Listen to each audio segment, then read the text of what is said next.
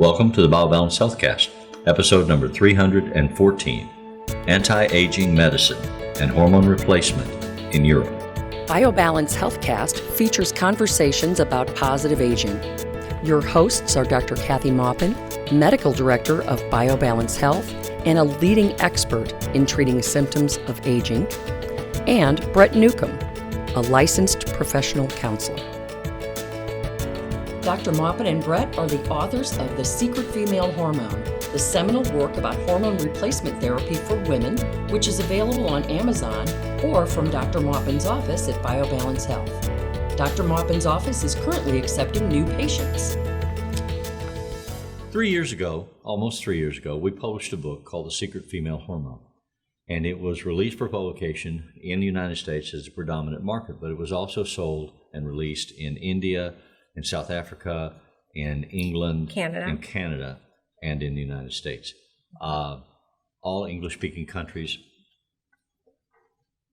And we have subsequently, over the last 3 years, been promoting. We've been doing the healthcast that you're watching now and promoting the book. And we're working on writing an addendum to the book, or an update to the book, as well as a man's book. Dr. Maupin is a member of an international medical society that is considered to be the forefront of what we call anti-aging medicine.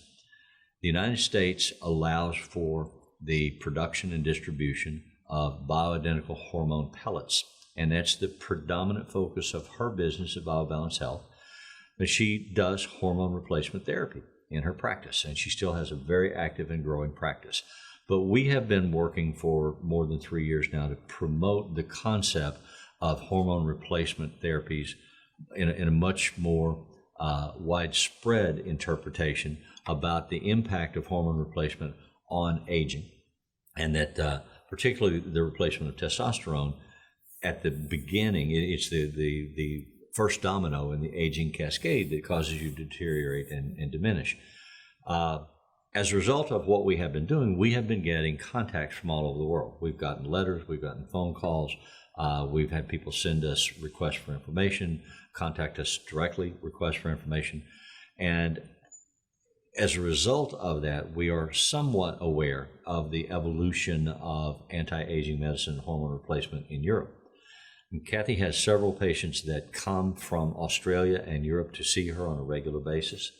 And she has some who contacted her who can't afford to do that and say, can you help me get in touch with someone here in Europe, in Sweden, in Germany, in England, where I can get what you're talking about, because the doctors over here don't know, or the medical societies over here are not promoting.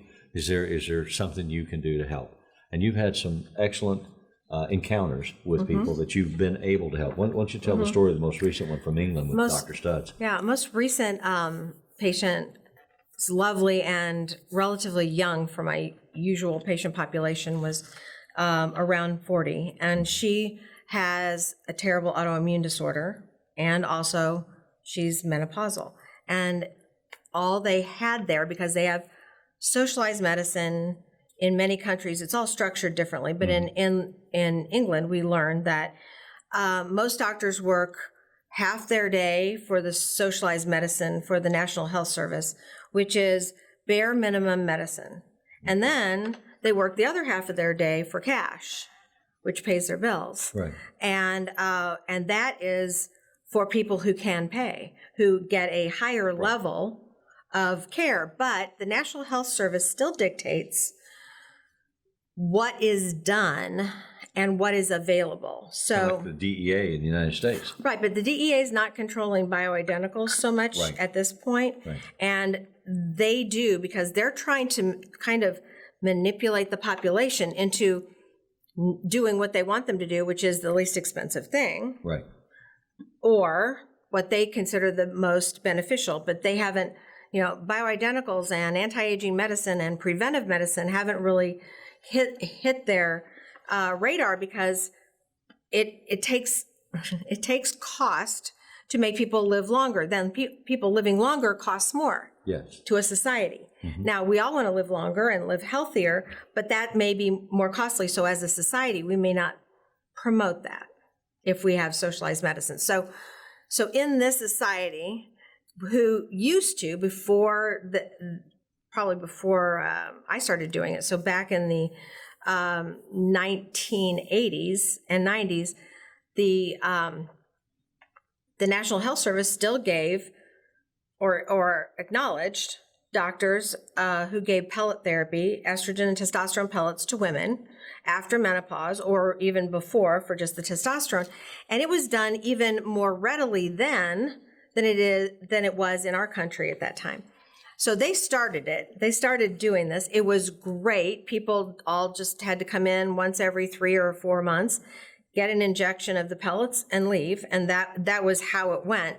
So now there's a remnant of doctors who do research on pellets, who write about them and have clinics where they use bioidentical hormone pellets.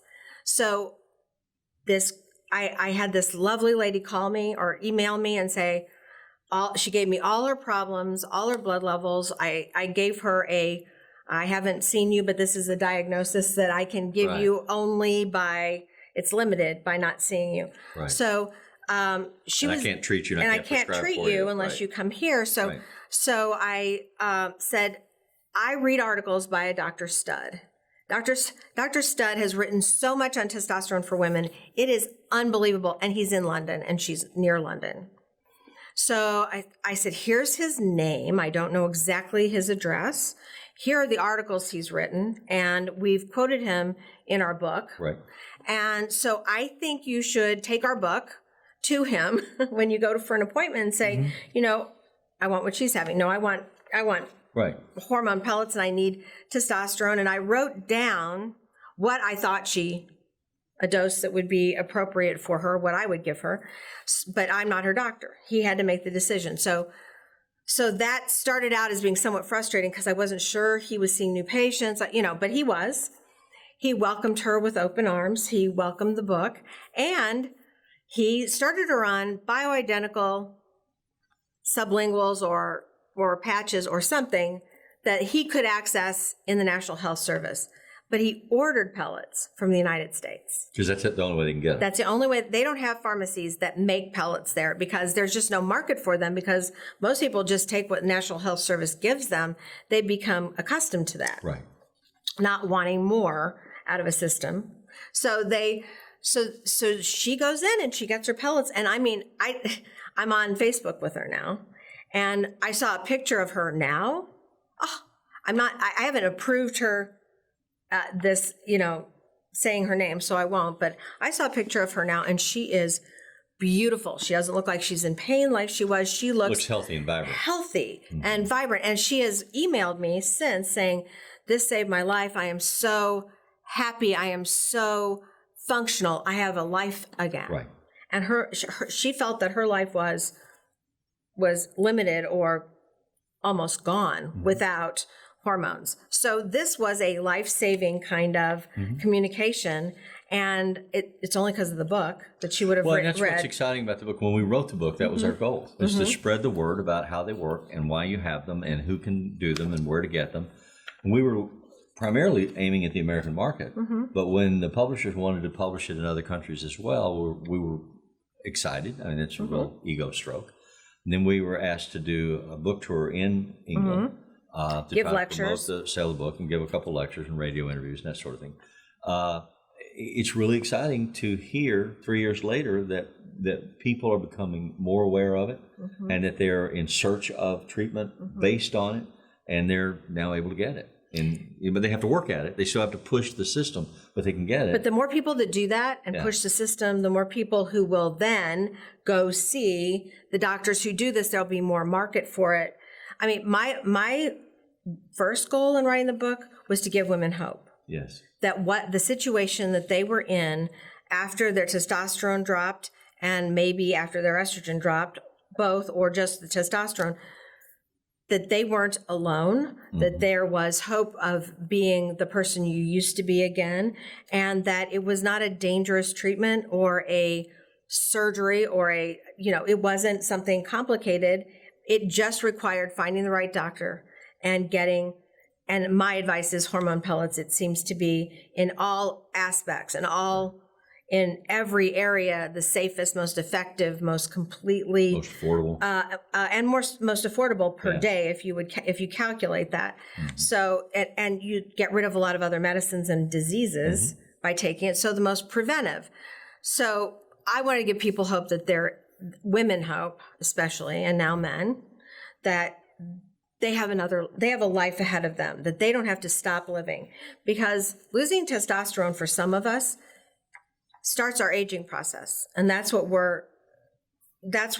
our goal in this discussion is to talk about how loss of hormones kicks in aging. And that's the first step in aging. That's why we age. We lose our hormones first. Our cellular degeneration, our tissue degeneration, our brain's degeneration follows. So that's the primary step. So if we can replace the hormones, then all of the other things that impact us, like radiation, Can be avoided or delayed. or toxins, or all the stupid things we do, like smoking or excessive drinking or excessive eating, all of those things still impact us. It's just that we delay the onset of those diseases, or we avoid them. Yes. So aging is still getting a year older, but I can tell you and promise you that I am healthier today than I was at 42 or 45 or even 40. That's miraculous. I'm 61 and I'm almost 62. So to say that's huge. And that is due primarily to replacing my testosterone and estrogen after my ovaries were removed. So, and they had started going bad kind of before that. Right. So, so this is the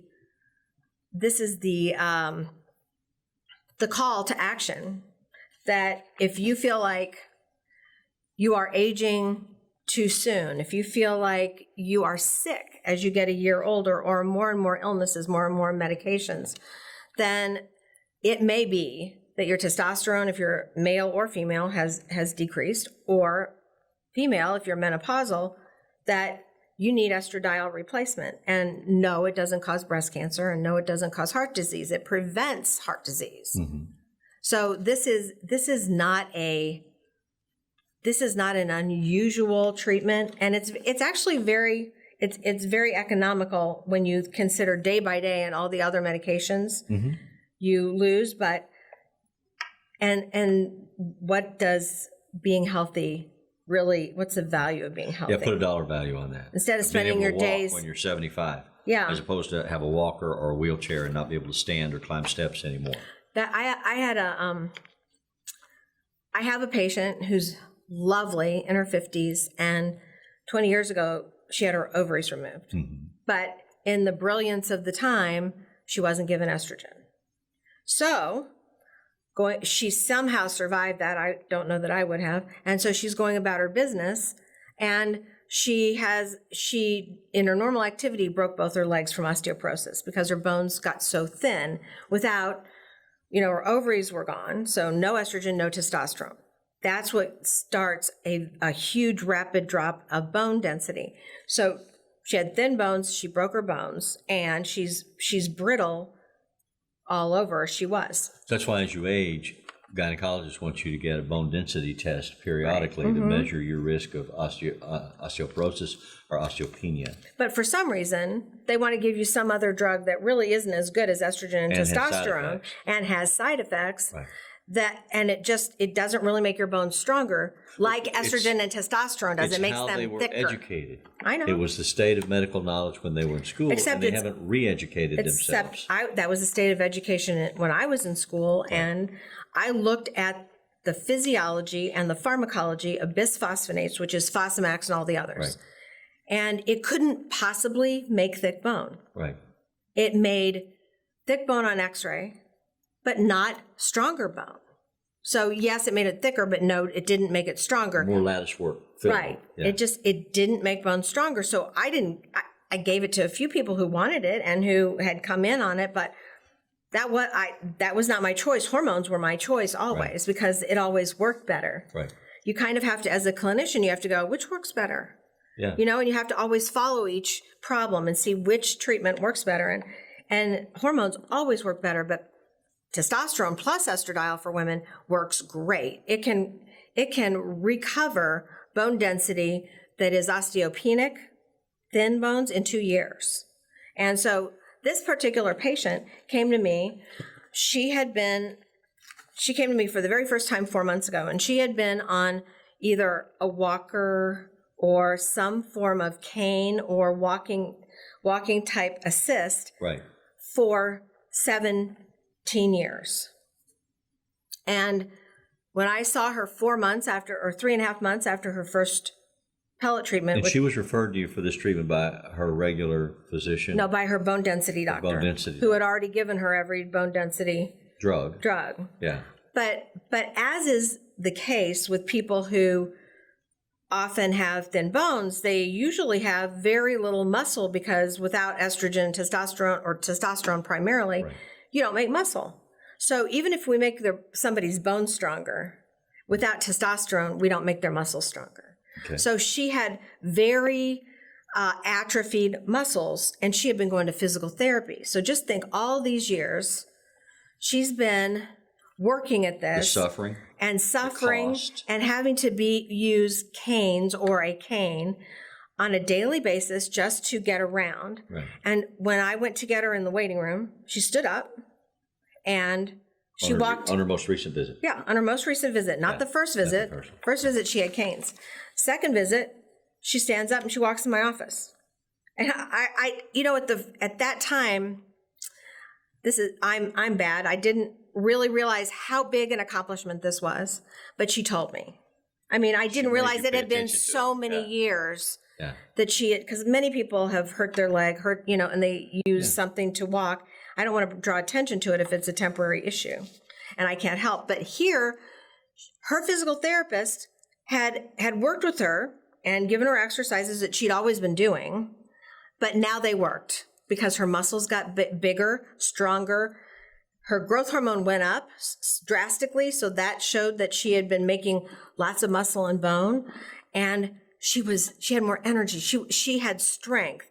Now the muscles have caught up to bone density. Bone density is getting better between the very good osteoporosis specialist and me and the physical therapist, because I won't take credit for doing this by myself, because it certainly is a team effort. Absolutely. But she was better. Can you imagine? It's like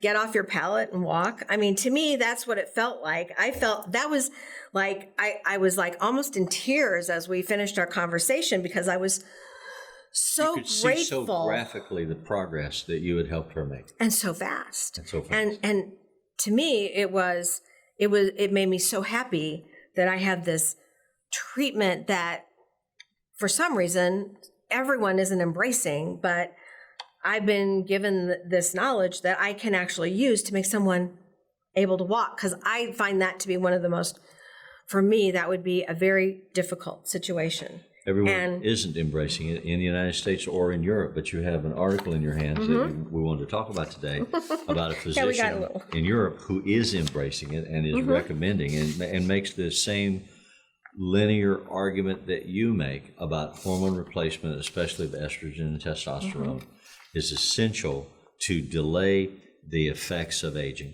and the negative cascade of issues that occur when one is aging. And this is a physician who's promoting these ideas in the European community, and they're mirror images of the messages that you have been giving. And his name is Nijong Eccles, Eccles, and he's on Harley Street in London. And so that's in the same area Dr. as Studd. Dr. Studd. And he wrote an article that was published on a website for anti-aging and health in the UK. And so I get that. And actually, I get that sent to me by a friend. And he is one of the leading clinicians in London and in the country, in the UK, for giving bioidentical hormones and watching the symptoms of menopause, the symptoms of low testosterone go away, and watching people like back up reverse their aging. Well, and the important part of that is bioidentical. And he traces in his article his evolution to the use of replacement hormones and that are not bioidentical, got some benefit, but not as much as was needed. And then switching to bioidentical, and you lose all the negative side effects and concerns about things like cancer and heart issues that go away when you use bioidentical products. And he makes the argument that the bioidenticals are less used because the pharmacies don't have any financial remuneration for making them because they're not licensed, owned drugs that you can make a big profit off of. It's always, where's the money, honey? You know, so if the pharmacy is not making money, then the pharmaceutical company is not making money, then they're, and worse yet, we are replacing the need for other meds. Yes. So not only replacing the need So for... they're losing money there too. Yeah, they're losing money because cholesterol comes down. They're losing money because we don't get Alzheimer's and we don't need the Alzheimer's drugs. They lose money because we don't need the osteoporosis medications. I mean, there's so many medications you don't need anymore and so many diseases you won't get if, of course, you have to do your part, but that you won't get if you replace your hormones, both women and men. And so the reason that we want to bring this conversation to you today is it is so validating for us because we've been the voice in the wilderness. At least we think that's what we've been for a number of years. And it's exciting to hear that other people in other countries are now publishing similar data and saying the same thing that we've been saying about how to get healthy and how to age in a healthier way with less costs and less dismay over your lifetime. Well, and today I was going through all my Facebook stuff, which is kind of mesmerizing and kind of like you kind of get addicted and an hour goes by, and looking at all the cute dog and cat things and, so just like everybody else. And I go down and there's this huge deal that is describing hot flashes and how horrible it is to be a woman and blah, blah, blah, blah, blah. And, say yes if you agree. Yeah. And I'm like, okay, so if you're so miserable, why haven't you fixed it? Right. Why haven't you replaced your estrogen? Why haven't you replaced your testosterone? Why haven't you asked a real doctor, not your friends on the internet. And instead of just being a victim, I mean, women, we should not be victims anymore. We have a lot of autonomy in this country.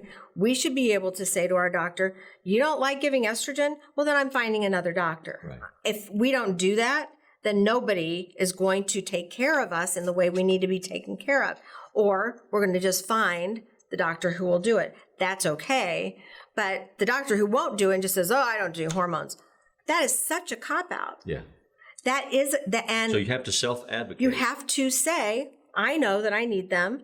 I don't want hot flashes anymore. I want to sleep through the night. I mean, do you know the damage that does to you when you don't sleep through the night because of hot flashes? And if you don't know, then read our book and you will know. Yeah, The Secret Female Hormone has all the information that you need. And the charts that you can follow and say, checklist, checklist, checklist.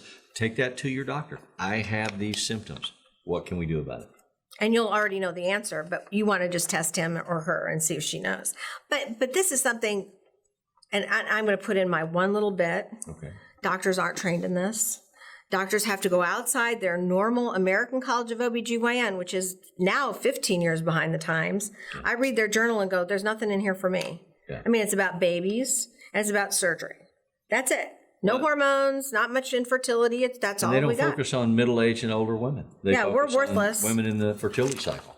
I mean, with hormones, we are a very active part of society. And we are very productive because we don't have babies that we're taking care of. We have the time and the energy to do things for society and in our jobs and in the world beyond our society. But if we don't have our hormones, we just fade into the background. And then the only excitement we get is being a victim. And I'm trying to encourage you to get it fixed and not be a victim. Well, I used to teach in school about the bell curve. And there's a bell curve with regard to this issue. You know, when you're first born and for many years thereafter, at least in an advanced society, you're a consumer, not a producer.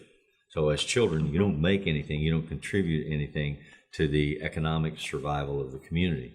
And then for the bell curve, a number of years you do, and then you go off the other end of it into your retirement, and you're not contributing in an active way that way either. We can stretch the bell curve for women who used to drop off and be expected to And the drop bell off. curve for us was much narrower Much tighter. Yeah. than it was, and with a lot of us out here, Yeah. excuse me. So we can make that bell curve go out. Yeah. So that we can be functioning in society, and employers won't go, oh man, she's 50, that's it, she's done. Yes. I mean, that's a horrible legacy to carry with us into the next generation. And actually segue for men too. I mean, your service market for men Yes. is increasing exponentially because men are discovering they also have these issues. They just get them later. I mean, where women tend to get them in their 40s, men tend to get them in their 50s and beyond. But we benefit just as well. That's right. And there's no reason why people have to retire unless they choose to at 65. Exactly. And if you love your job and if you love what you do And if you want to contribute. and you want to contribute, you can go on beyond that and continue to be an active part of society producing something Right. instead of just taking out resources. I think that's why like the PhDs that study the health system look at the money spent on old people or Right. people over 50 Right. as a waste because they don't see anything coming out of it. But if we all were actually, I guess, earning our keep or healthier so we could earn our keep, then we would then be a more valued part of society. Right. Right. And it isn't so much just working a job and getting a paycheck. There are ways to volunteer. There are other ways to be active and contribute. Keep yourself mentally alive, physically alive. You can stretch that window where you really feel good most of the days of your life. And one of the ways you can do that is to consider hormone replacement therapy. But in order to get it, you're going to have to self-advocate, self-educate, and demand some response. Thank you. Thanks for listening. Email your questions or comments to podcast@biobalancehealth.com. You can find the BioBalance Healthcast on iTunes and on YouTube.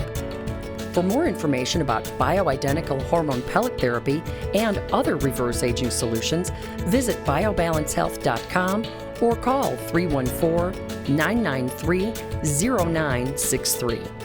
You can find Dr. Maupin on Twitter @Dr. Kathy Maupin and on Facebook at facebook.com/biobalancehealth. Find Brett Newcomb at brettnewcomb.com.